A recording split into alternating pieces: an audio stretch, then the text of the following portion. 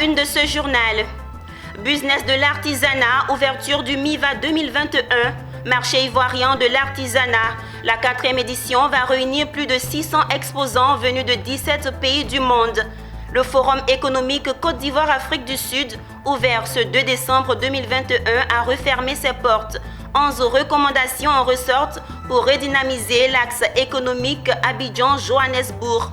Agriculture familiale, fin de l'atelier de validation du projet de plan d'action national des Nations Unies en Côte d'Ivoire. Mesdames, Messieurs, bienvenue au journal de Business 24 Africa. Très heureuse de vous retrouver. Débutons cette édition en nous intéressant au secteur de l'artisanat. Du 2 au 11 décembre 2021 se tient au Palais de la Culture d'Abidjan la 4e édition du marché ivoirien de l'artisanat, en abrégé MIVA.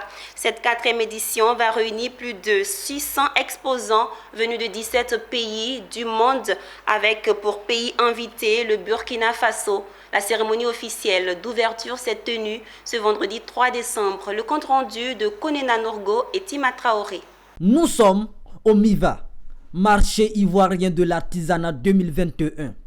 Une plateforme d'échange et de valorisation des produits de l'artisanat créée en 2014 par le ministère de la promotion des PME, de l'artisanat et de la transformation du secteur informel. La 4e édition se tient au Palais de la Culture du 2 au 11 décembre 2021 sous le thème « L'artisanat face aux défis de la restructuration et de la formalisation pour une Côte d'Ivoire solidaire ». Une édition consacrée au pagne tissé avec plusieurs innovations rappelées par le commissaire général à l'occasion de la cérémonie d'ouverture. Le MIVA est une véritable plateforme de rencontres et d'échanges qui réunit en un seul et même lieu les meilleures œuvres artisanales produites par les artisans sélectionnés par leurs pays respectifs. L'espace regroupe également les acheteurs professionnels, les experts du domaine de l'artisanat issus des 5 continents. Le MIVA est né de la volonté du gouvernement ivoirien de faire de l'artisanat un levier de création d'emplois et de richesses, car le secteur de l'artisanat englobe environ 245 métiers. Cette 4e édition va réunir plus de 600 artisans venus des 17 pays du monde. Le ministre de la promotion des PME, de l'artisanat et de la transformation du secteur informel, dans son adresse, a invité les artisans à se formaliser. Du haut de cette tribune, je voudrais lancer un appel solennel aux artisans d'ici et d'ailleurs de quitter l'informel à tous et à chacun. Je voudrais lancer cet appel pour demander aux Africains, mais principalement aux Ivoiriens, de consommer les produits locaux de nos artisans dans nos différents pays, mais principalement en Côte d'Ivoire. Ne suis-je pas dans un costume bien taillé par les artisans ivoiriens et avec du tissu tissé par les Ivoiriens pour vous dire que nous sommes capables de profiter de ce que nous faisons et c'est à ce prix que nous allons enrichir nos artisans. C'est pourquoi au niveau de mon département ministériel, nous avons initié le port du pagne tissé tous les vendredis. Représentant le Premier ministre, parrain du MIVA 2021, le ministre Kobena Kwasi Adjoumani a salué cette initiative. Le MIVA n'est pas un simple marché où l'on vient pour acheter des objets artisanaux. Il est aussi et surtout un cadre qui invite les entreprises artisanales à se formaliser. Le Burkina Faso est le pays invité spécial du MIVA 2021. La cérémonie d'ouverture a pris fin par une visite des stands d'exposition. Le Forum économique Côte d'Ivoire-Afrique du Sud a refermé ses portes à Abidjan ce 3 décembre 2021 en présence du président sud-africain Cyril Ramaphosa, le premier ministre ivoirien Patrick Achi et des acteurs du secteur privé des 2 pays. Cette rencontre de haute portée commerciale a accouché de 11 recommandations pour redynamiser l'axe économique Abidjan-Johannesburg. Patrick Krou et Marius Sisseri. Les lampions se sont éteints sur le Forum économique Côte d'Ivoire-Afrique du Sud qui s'est tenu du 2 au 3 décembre 2021 à Abidjan. Lors de la cérémonie de clôture ce vendredi 3 décembre, les acteurs du secteur privé des 2 pays locomotives de deux grands ensembles régionaux, ont identifié les opportunités d'affaires et les chaînes de valeur dans un partenariat commercial gagnant-gagnant. Au sortir des échanges directs et francs, les responsables des patronats, Jean-Marie Aka pour la Côte d'Ivoire et Abatou Ratogwa de l'Afrique du Sud, ont d'une même voix proposé 11 recommandations. La quintessence de celles-ci repose exclusivement sur l'harmonisation des cadres juridiques pour favoriser la mise en place de mécanismes incitatifs pour les investisseurs ivoiriens et sud-africains. Au nom des secteurs privés des deux pays, nous lançons solennellement un appel à nos autorités afin que ce soutien demeure ou soit renforcé. Excellences, Monsieur le Président de la République d'Afrique du Sud, Monsieur le Premier ministre, chef du gouvernement, Mesdames et Messieurs, ce forum nous a permis de formuler 11 recommandations. La première recommandation, nous croyons que les secteurs privés ont besoin d'harmoniser les textes de coopération pour encourager le développement des relations d'affaires. Pour le Premier ministre ivoirien, la pandémie de la Covid-19 aura finalement fait plus de bien que de mal dans la mesure où elle a permis aux pays africains de mettre sur pied des moyens de survie, la résilience et le dialogue interafricain. Fort de cela, Patrick Hachi a magnifié le modèle de résilience de l'économie avant de rassurer ses hôtes du climat économique favorable de la Côte d'Ivoire. Bâtir sur l'axe reliant Yamoussoukro à Pretoria un modèle neuf et sud-sud de coopération et de développement performant, durable et partagé. C'est tout l'objet d'un tel forum économique. Faire progresser notre connaissance réciproque. Faire progresser l'entente de nos entrepreneurs. Faire progresser le niveau de commerce et d'investissement entre l'Afrique du Sud et la Côte d'Ivoire. Faire progresser nos ambitions, nos nations et notre continent. Se réjouissant de cette visite d'État en Côte d'Ivoire, Cyril Ramaphosa a reconnu qu'il y a de quoi à pallier de jalousie, rien qu'à constater le bouillonnement économique du port autonome d'Abidjan, poumon de l'économie ivoirienne. Le président sud-africain a souligné l'impératif devoir d'unité des pays africains dans le domaine économique, et c'est le rôle joué par la ZLECAf, la zone de libre-échange.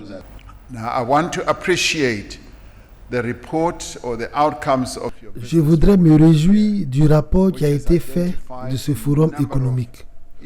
J'ai pu identifier plusieurs solutions. Le président Ouattara et moi, le Premier ministre et nos ministres respectifs. Nous prenons l'engagement d'implémenter ces résolutions. Oui, 11 résolutions ont été faites, dont l'harmonisation des tests. C'est quelque chose que nous devons faire immédiatement.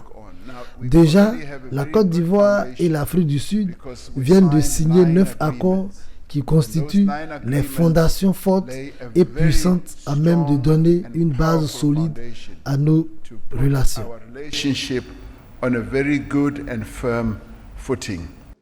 Il a clos ses propos en invitant les investisseurs ivoiriens à s'intéresser au secteur des énergies renouvelables, des TIC et l'exportation du palmier à huile.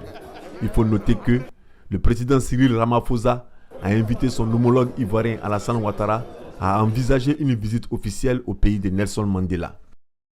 Au sortir de ces 2 journées d'échange, les hommes d'affaires et les acteurs du secteur privé sont heureux d'avoir eu des échanges très fructueux. Leur réaction dans ce journal, toujours avec nos reporters Patrick Krou et Marius Siri.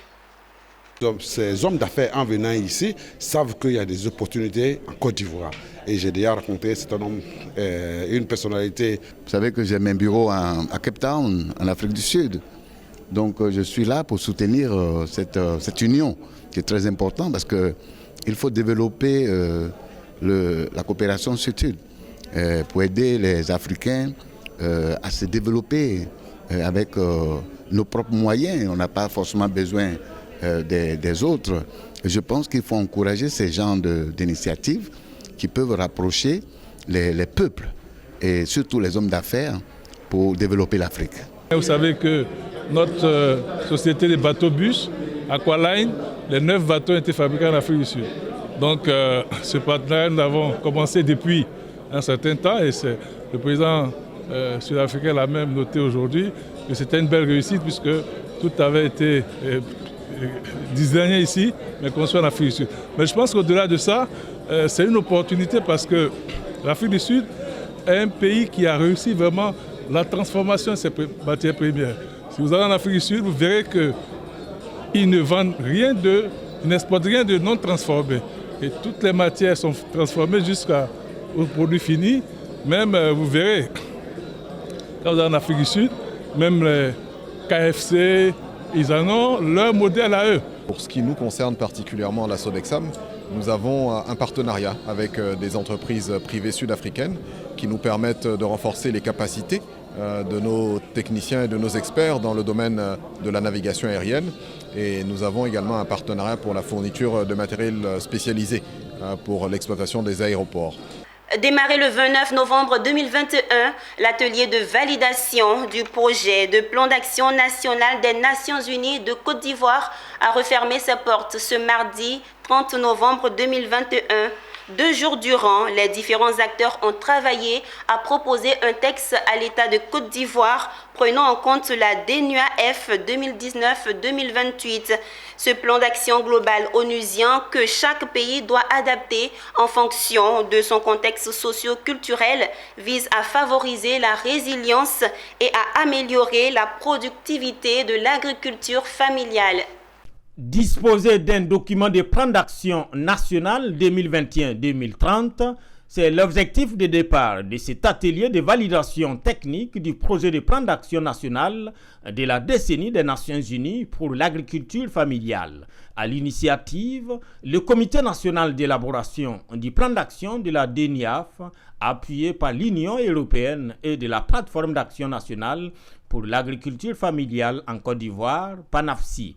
Après 2 jours de tractation, les différentes parties sont parvenues à un texte consensuel à la satisfaction du Comité national et ses partenaires. L'atelier a servi, il y a un plan d'action qu'on a élaboré, on a voulu inclusif et participatif.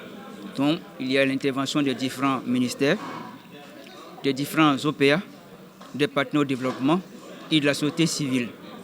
Alors, nous avons travaillé sur ce document pour voir comment, en tenant compte des seuls piliers définis par les Nations Unies au niveau de la décennie, comment on pouvait les accorder et permettre à la Côte d'Ivoire d'établir son plan à lui-même. Inadis Formation, en tant qu'organisation qui accompagne le processus d'information et de suivi de la résolution des Nations Unies sur la décennie de l'agriculture familiale. Et ce travail se fait dans 10 pays. Et la Côte d'Ivoire donc fait partie des 10 pays. Et il y a un niveau de fierté qu'on ressent parce que quand on regarde la mobilisation des acteurs, quand on regarde l'intérêt et la sensibilité qu'on retrouve. Un des pans du plan d'action, les sociales, permettre à la communauté agricole de jouir des actions sociales jusque-là réservées à une autre classe. D'où la présence d'un autre ministère à cet atelier, celui de l'emploi et de la protection sociale.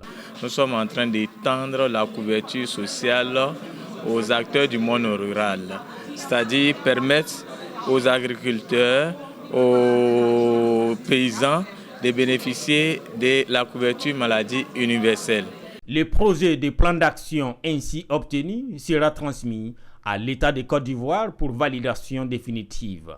Il faut noter que ce projet de plan d'action national fait suite à la proclamation par les Nations Unies lors de la 74e plénière le 20 décembre 2017 d'un plan d'action global 2019-2028, lesquels plans d'action devraient être adaptés par chaque État, avec en ligne de mire le renforcement de la productivité agricole et de la qualité de vie des acteurs.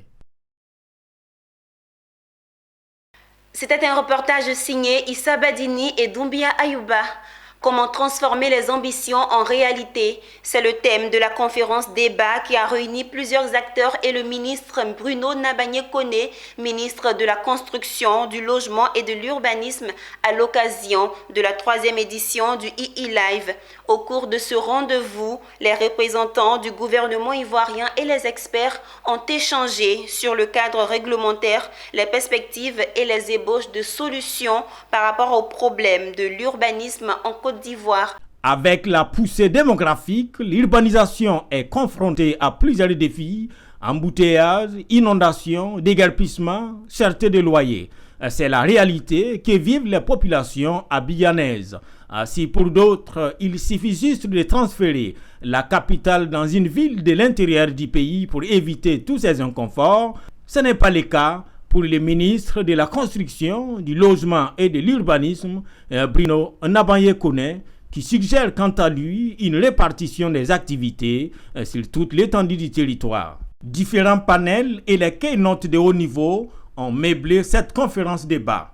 Le deuxième keynote de la journée a été débattu sur le thème « La contribution du secteur privé dans la stratégie et la gouvernance du développement urbain en Côte d'Ivoire ». Un thème qui avait pour panélistes Franck Valerigo et Habib Mbengue, DG de SHM.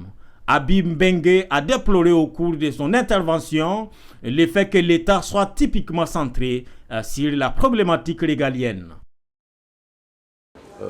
Ce qu'on demande, c'est d'impliquer en amont des réflexions le privé pour une parfaite appréhension de l'ensemble des enjeux d'intérêt urbain, d'une part, mais surtout une parfaite prise en compte des attentes de ce que le privé pourrait avoir dans les fonctionnalités d'un développement spatial au niveau de la ville.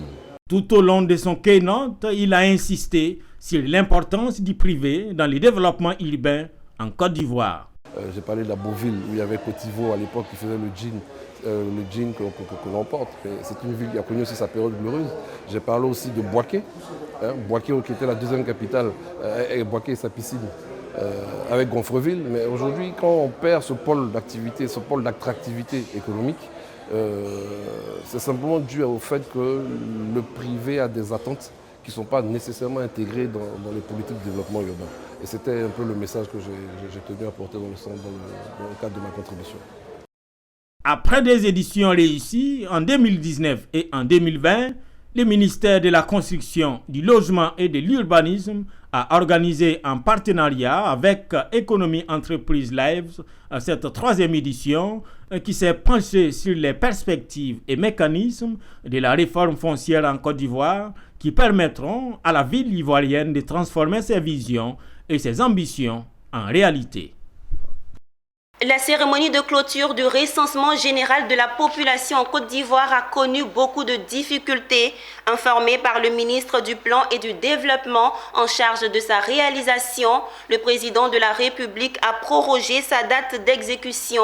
L'INS, cheville ouvrière du RGPH par l'entremise du ministre-gouverneur du district d'Abidjan, a informé les chefs haïtiens et religieux du changement de date. Objectif, demander leur aide pour mener à bien ce recensement en Côte d'Ivoire. Philippe Zabo.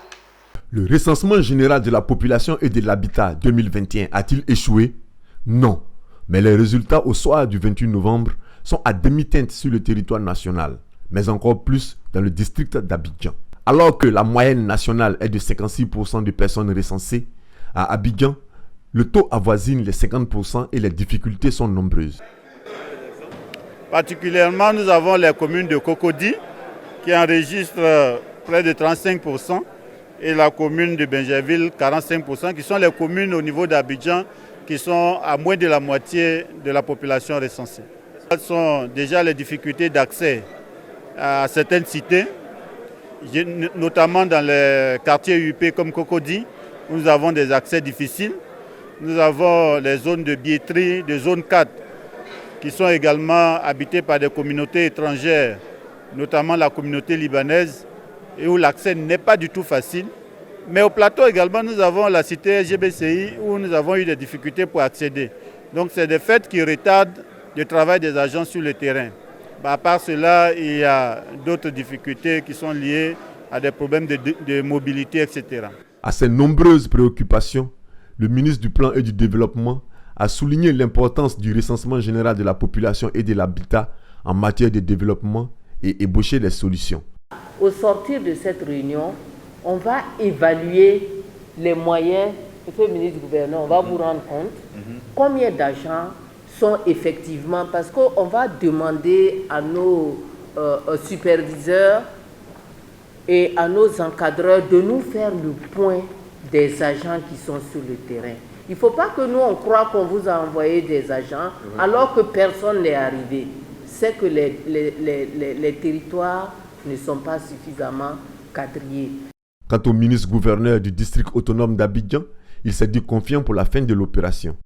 Nous avons examiné point par point les éléments constitutifs du dispositif qui va permettre de finir ce recensement dans les délais requis.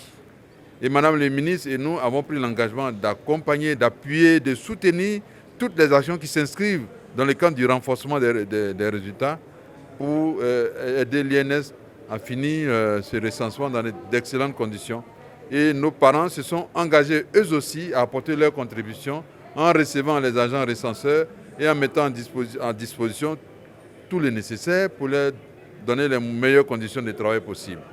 Et c'est ainsi que cette réunion a pu se conclure et nous sommes persuadés que si tous les dispositifs qui ont été mis en place est respecté, dans les délais de 7 jours, on nous a d'excellents résultats, nous l'espérons. Le recensement général de la population et de l'habitat 2021 s'est déroulé du 8 novembre au 28 novembre. Il a été prorogé au 7 décembre à minuit. Et abordons à présent une page de coopération dans ce journal. L'ambassade d'Allemagne en Côte d'Ivoire vient de renforcer la capacité opérationnelle de la Cour des comptes de Côte d'Ivoire avec du matériel informatique de dernière génération. Ce don, évalué à plus de 40 millions de francs CFA, a été réceptionné par le président de la Cour des comptes à Abidjan, dans la commune de Angré. Ce matériel permettra de rendre cette institution de contrôle plus performante. Son Excellence Ingo Hubert, ambassadeur de la République fédérale d'Allemagne en Côte d'Ivoire au siège de la Cour des comptes à Abidjan-Angré. En mode Papa Noël, il est venu les mains chargées de cadeaux d'une valeur d'environ 40 millions de francs. Il s'agit de matériel informatique de dernière génération offert par son pays à la Cour des comptes dans le cadre du projet GIZ portant sur la bonne gouvernance pour l'accroissement des investissements et de l'emploi. Objectif de ce don, renforcer la capacité opérationnelle des magistrats et vérificateurs comptables de cette institution de contrôle afin de la rendre plus performante. C'est dans le cadre d'un partenariat qu'on a avec la Cour des comptes dans notre programme avec la Côte d'Ivoire de bonne gouvernance pour créer des conditions favorables pour des investissements et créer d'emplois. C'est vraiment un équipement informatique de dernière génération et ça va renforcer, j'espère, les capacités de la Cour des comptes et des magistrats et ses experts d'être capables de faire des audits pour une meilleure performance. Ce don vient à point nommé selon le président de la Cour des comptes, d'autant plus que l'institution vient de recruter 17 nouveaux magistrats pour renforcer son effectif. Le don d'équipement informatique, objet de notre cérémonie de séjour, va donc être très utile à très court terme et permettre de renforcer la capacité opérationnelle de ces nouveaux magistrats. C'est le lieu d'exprimer toute notre reconnaissance à la coopération allemande, dont le don de ce matin vient renforcer les efforts importants déjà consentis par l'État dans le cadre de la modernisation de notre institution. Dans ce même élan, les capacités du personnel de la Cour des comptes seront renforcées. Rappelons que la Cour des comptes est une institution chargée du contrôle de l'exécution de la loi de finances, de la certification des comptes et de l'audit de performance des services de l'État. C'était un reportage de Konena Norgo et Doumbia Ayouba. Le comité local Agboville du CNLVC, entendez Conseil national de la lutte contre la vie chère, a été installé. Sa mission, préserver durablement le pouvoir d'achat des populations suite à la hausse des prix de certains produits de première nécessité. Elle est une émanation de l'État de Côte d'Ivoire et permettra d'intensifier sa politique de préservation du pouvoir d'achat des populations, mais également de protection des consommateurs dans la région de l'Agnébi-Tiassa. Le récit de Mondésir Nascimento. C'est fait. Le comité local de la région de l'Agnébi-Tiassa pour la lutte contre la cherté de la vie est installé. Rani Didis Bakone, secrétaire exécutif du Conseil national de lutte contre la vie chère en première ligne. Le préfet de la région et la directrice régionale du commerce et de l'industrie ont présidé une rencontre à cet effet. Une rencontre au cours de laquelle les mandataires ont été instruits sur les tenants et aboutissants de ce comité local. Il s'agit entre autres de préserver durablement le pouvoir d'achat des populations suite à la hausse des prix de certains produits de première nécessité, mais également de protéger les consommateurs dans la région de l'Agnébi-Tiassa. En tant que relais du CNLVC, les comités locaux de lutte contre la vie chère ont pour mission d'élaborer une stratégie locale de lutte contre la vie chère adaptée aux besoins des populations. Il s'agit donc de veiller à la mise en œuvre effective des mesures prises par le gouvernement dans le cadre de la lutte contre la vie chère, d'assurer un suivi des mesures de lutte contre la vie chère, d'assurer une veille permanente sur les prix et la disponibilité des produits de grande consommation, de formuler des recommandations au secrétariat exécutif du Conseil national de lutte contre la vie chère sur les questions relatives à la hausse des prix. Pour la région de l'Agnébi-Tiassa, c'est le préfet Siendi Koulibaly qui va conduire ce comité local. Prenant exemple sur la dernière pénurie de gaz butane avec son corollaire de fortes spéculations qui ont secoué la région, il a convié l'ensemble des mandataires composés de toutes les forces vives de la société à travailler pour la stabilité des prix. Si la demande est forte et que le produit n'est pas sur le marché, les prix grimpent. Donc nous devons faire de telle sorte que cette offre-là soit réelle et puisse exister. Et c'est au comité, il revient d'assurer cela. De formuler des recommandations au secrétariat exécutif sur les questions relatives à la hausse des prix et à l'approvisionnement des marchés en produits de grande consommation. Naturellement, de créer un cadre de concertation permanent avec les associations de consommateurs. En période de fête, les commerçants habituellement spéculent sur les prix des produits de première nécessité. Pour éviter ce phénomène, Rani Didis Bakone, secrétaire exécutif du Conseil national de lutte contre la vie chère, et les membres du nouveau comité local se sont rendus à la gare d'Agboville pour procéder à des sensibilisations. Autonomisation de la femme, enjeux, défis et perspectives 2030. C'est sur ce thème que va se dérouler le premier colloque international Bloom qui a ouvert ses portes ce jeudi à Abidjan. Entre conférences, panels et communications, les experts de l'économie du genre vont échanger et trouver des recommandations à même d'impulser l'autonomisation de la femme. À l'initiative, l'ONG Bloom, Issa Badini et Augustin Kra. Le rêve de l'ONG Bloom, c'est de vraiment trouver les solutions qu'il faut, toucher la solution qu'il faut pour une autonomisation réussie. Pas seulement pour une autonomisation des femmes, mais une autonomisation réussie qui permet d'impacter les vies de ces femmes-là qui ont besoin d'être aidées. Du rêve à la réalité, il y a l'action. Et pour une action, ce premier colloque international qui s'ouvre en est vraiment une. Réunir sur un même plateau durant 3 jours, économistes et experts de la question du genre autour du thème « Autonomisation de la femme, enjeux, défis et perspectives 2030 ». Et ce qui nous a mené à vouloir pousser la réflexion à travers ce colloque, c'est l'impact des actions posées. En général, ce sont les prêts, financement de projets, etc. Mais on voit que sur place, ces actions-là n'ont pas la portée qu'on veut, ne nous donnent pas le résultat qu'on attend. Ce colloque a 3 attentes. La première attente déjà qui est quelque chose un objectif atteint, c'était de réunir des personnalités, des experts. On a plus de 34 experts sur la question de l'autonomisation et des droits des femmes qui vont passer. Donc ce premier objectif est déjà atteint. Le deuxième objectif était de pouvoir voir dans quelle mesure on crée un cadre de réflexion. La cérémonie d'inauguration a donné lieu à une conférence inaugurale donnée par le directeur du genre et de l'équité au ministère de la Femme, de la Famille et de l'Enfant. Une communication axée autour de l'autonomisation comme objet à conquérir et non à octroyer. Je dis qu'on n'autonomise pas la femme. On doit plutôt amener la femme à acquérir son autonomisation. Parce que celui qui vous donne votre autonomie peut à tout moment le retirer. Vous le retirez parce qu'il en connaît tous les contours. Il vous l'a mis entre les mains. C'est un colloque de réflexion parce que c'est ce qu'on a dit. Transformation cognitive et transformation comportementale. Quand la femme elle-même va comprendre ce que l'autonomisation veut dire, quand la femme va comprendre ce qu'elle gagne comme dignité, comme respect, comme valorisation de soi, à pouvoir mentalement comprendre. Venus du Togo, du Burkina Faso, du Cameroun et bien évidemment de la Côte d'Ivoire, c'est plus d'une trentaine d'experts des questions du genre qui vont travailler à proposer des pistes de solutions qui seront consignées après validation dans un ouvrage. Ouvert ce jeudi, la première édition du colloque international Bloom refermera ses portes le samedi 4 décembre.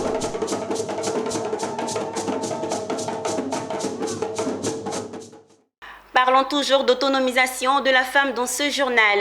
Les femmes du département de Taï, dans la région du Cavali, ont décidé de fédérer leur énergie en vue d'être plus efficaces pour mener des activités génératrices de revenus. Le week-end dernier, elles ont investi la présidente de la nouvelle fêtière en présence de leur parrain, maire de Guiglo. Théodore Kanga nous fait le point. Les femmes du département de Taï, ville frontalière au Libéria voisin, ont décidé de se mettre ensemble pour booster leur autonomisation et être plus fortes. C'est tout le sens de la cérémonie d'investiture de la présidente de l'Union des femmes du Taï et son bureau le week-end dernier en présence du parrain, le colonel Baye-Benoît Sévérin, PCA de la Géroute, par ailleurs maire de Guiglo et des cadres du département.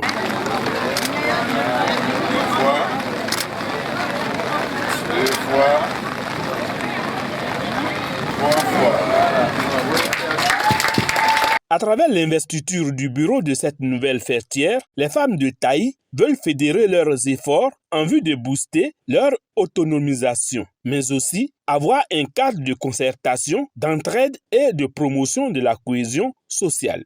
Madame Gueye Clémentine, présidente de cette nouvelle structure des femmes du département, s'est dite heureuse d'être à la tête de l'Union. Elle a remercié l'ensemble des autorités administratives, politiques, coutumières et religieuses, ainsi que les femmes qui ont accepté de se mettre ensemble. Cette association, c'est pour se mettre ensemble et mettre loin la pauvreté. Se mettre ensemble pour l'autonomisation de la femme, l'épanouissement de la femme, la cohésion sociale. Baye-Benoît Sévérin, PCA de la Géroute, par ailleurs maire de la commune de Guiglo, parrain de la cérémonie, a félicité la présidente Gueye Clémentine et les femmes pour cette belle initiative. Pour lui, se mettre ensemble pour mieux travailler s'inscrit dans la dynamique de développement du département et partant de toute la région. Aujourd'hui, si les femmes veulent être indépendantes, les femmes veulent jouer leur rôle, les femmes veulent être les conseillères des hommes, les femmes veulent être l'appui principal de la famille, de l'homme. Alors nous ne devons pas refuser. À travers le projet Écoutez, dont votre serviteur en est le référent politique, les femmes de Taï du groupement de vivriers seront financées à hauteur de 3 millions pour des projets structurants. Je vais parler du riz et du manioc. Aussi, une cinquantaine de femmes seront intégrées au projet PAPAS sous peu. Située à 85 km de Guiglo, chef-lieu de région, Taï est une localité enclavée qui peine à se développer du fait du mauvais état de sa route. En Côte d'Ivoire, la direction du cadastre en charge de la gestion de l'impôt foncier s'est vue assigner un objectif de 131,8 milliards de francs CFA pour cette année 2021. L'année s'achève et l'objectif pourrait ne pas être atteint pour cause de plusieurs facteurs. Pour trouver justement des solutions idoines, la direction du cadastre mise sur les technologies de l'information et de la communication. Cette nouvelle stratégie a fait l'objet d'un séminaire tenu à Yamoussoukro, capitale politique de Côte d'Ivoire. Charles Kouakou dans un commentaire de Mireille Abalé. Dans le cadre de la mise en œuvre de son plan d'action 2021, la direction du cadastre en séminaire annuel dédié au renforcement des capacités des chefs de service de cadastre. Le thème est tout choisi, la contribution des services de cadastre à la mobilisation optimale des recettes foncières à l'ère des TIC. La direction du cadastre en charge de la gestion de l'impôt foncier s'est vue assigner un objectif de 131,8 milliards de francs CFA pour cette année 2021. L'année s'achève et l'objectif pourrait ne pas être atteint à cause de plusieurs facteurs. Pour trouver justement des solutions idoines, la direction du cadastre mise sur les TIC. Nous, services de cadastre, à savoir, quel est notre rôle dans ce processus de numérisation de nos processus? Comment pourrons-nous traduire en plus-value la digitalisation de nos outils de travail? Comment allons-nous contribuer à travers la performance des services de cadastre à la mobilisation optimale des recettes foncières? Vous serez donc amenés, chers séminaristes, à réfléchir sur 3 problématiques qui découlent de ce thème central, à savoir l'apport des TIC dans l'élargissement de l'assiette de l'impôt foncier. Le directeur adjoint de l'impôt, représentant le directeur général, a encouragé la direction du cadastre à fournir encore plus d'efforts car l'avenir de la fiscalité repose aujourd'hui sur le patrimoine. Il a été invité à corriger les imperfections à leur niveau. Nous avons aujourd'hui près de 2 millions de parcelles cadastrées. C'est dire que le travail est fait, beaucoup de travail, mais les exigences sont telles qu'il ne s'agit plus d'être excellent, il s'agit d'être plus que performant. Au cours de ce séminaire, il a été passé en revue l'ensemble des problèmes ou dysfonctionnements relevés par les documents de base, puis élaborer et adopter en plénière un plan d'action à exécuter par les services du cadastre. C'est la fin de ce journal. Merci de nous avoir suivis. Les programmes sont en cours sur Business 24 Africa, votre chaîne panafricaine d'information économique.